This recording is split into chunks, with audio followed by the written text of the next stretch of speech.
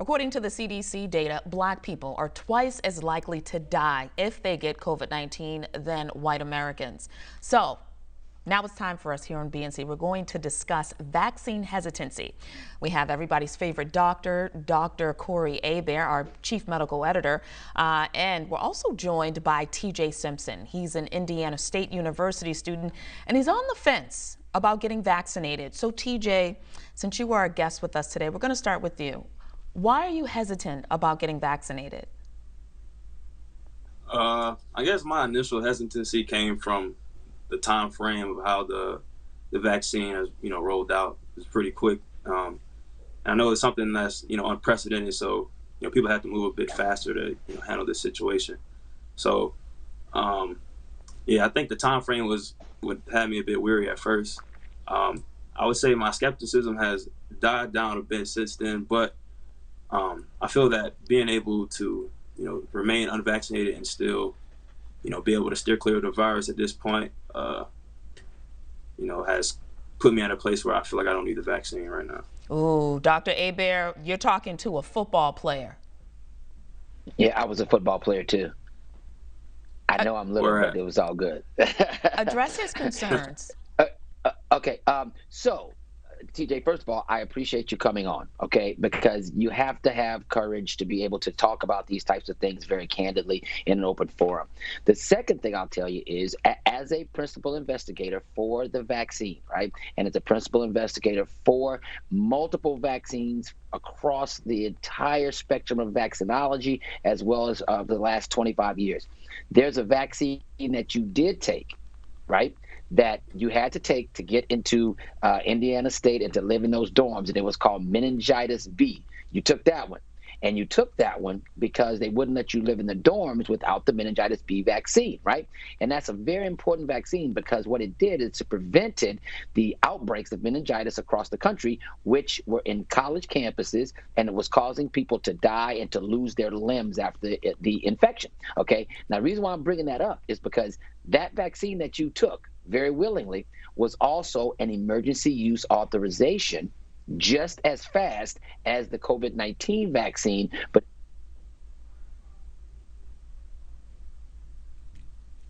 Dr. Hébert? Mm-hmm. Okay. Yes. You are a much younger man, and at this point, what we have to remember is that you took that one because when things get very, very serious, we have to go through things very quickly. And so that's why you took that vaccine and why you should take this vaccine. But I'm going to say one more thing about it. When we are in the United States, we waste a lot of time on a lot of silly things before a medicine or a vaccine actually comes to market. Okay, a lot of things, a lot of money has to be made. In other countries, a vaccine actually comes to market in about 2 years, and that's what's regular. So what we're used to in this country is a waste of time and a delay. So what we need to worry about now, what I want young people to think about is what we can't do is go back to taking 8 years to get something when we really can show that it only takes around a year or so before we would actually be able to do it. So I kind of want to give you that point. All right, TJ, do you want to respond to Dr. Hébert? So you mentioned that the meningitis vaccine was administered under emergency use. So that took about 2 years to come up with. The COVID vaccine is like pretty much half of that time. So what would you say to those concerns of the time frame? Yeah, no, what I'm saying is that the meningitis vaccine, under the emergency use authorization, took the same amount of time as the COVID-19 vaccine. What I'm saying is that on a regular basis across the world, it usually takes around 2 years for a vaccine, but in the United States, it takes 8 years, which is unprecedented. And what I'm telling you, I will never allow us to go back to the time where it takes a very long time for us to get a vaccine or a medicine onto the market, because what we need to know is that we've been doing this, man, for a very long time, and we have been able to give vaccines and make it so that we've had a really good response. But I will tell you, and this is important, I will tell you that this has not been without issue, because we had a vaccine many years ago called the Swine Flu Vaccine that was made quickly and didn't even really work very well. And so a few people died from the vaccine, and not a lot of, and people didn't even die from the swine flu. All right, that was in 1976, long before you and Tashane's time, right?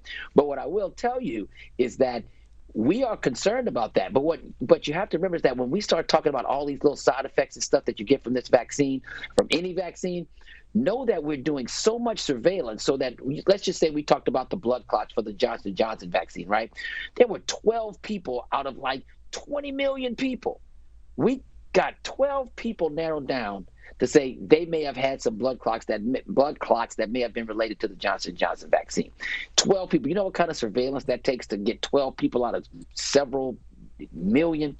So what I'm telling you is that we are really doing a good job on trying to make sure that people get what they need and that people are not dying that are vaccinated. Now, anything can happen, but by and large, it's a very, very low percentage of people that have gotten COVID-19 and have ended up in the hospital if they got the vaccine. And that's what I'm concerned about. You look like a big guy, and I'm just concerned because if you're an African-American man and you're big, right, then the odds of you getting very sick if you get COVID-19, it's very real. And this is one more thing I'm going to say, and I'm going to let it go, right? One more thing I'm going to say.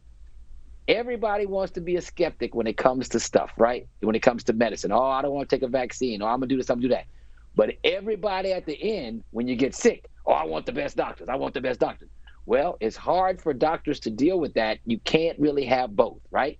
Everybody wants a doula and a midwife until the baby's, heart rate goes down. Then everybody calls the OBGYN, right? So I want you to think about that because when you get to the hospital, a lot of doctors right now, especially ER, not myself, I'm an altruistic person that takes care of anybody that comes through the door. But a lot of people that are doctors when you come in and you're sick with COVID-19 and you get a vaccine, they look at you like, see, now what I'm supposed to do.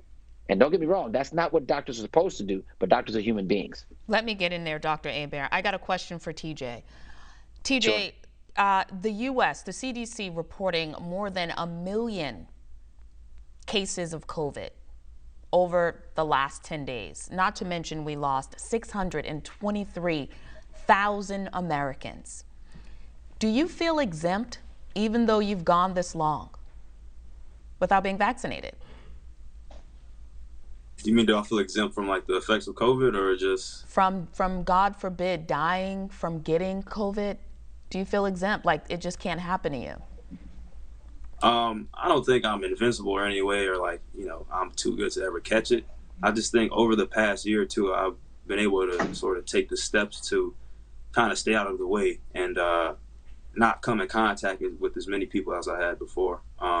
Just being up here in Indiana, my schedule is pretty much just, especially like over the summer, it was like workouts. And then before that, just workouts in class and practice.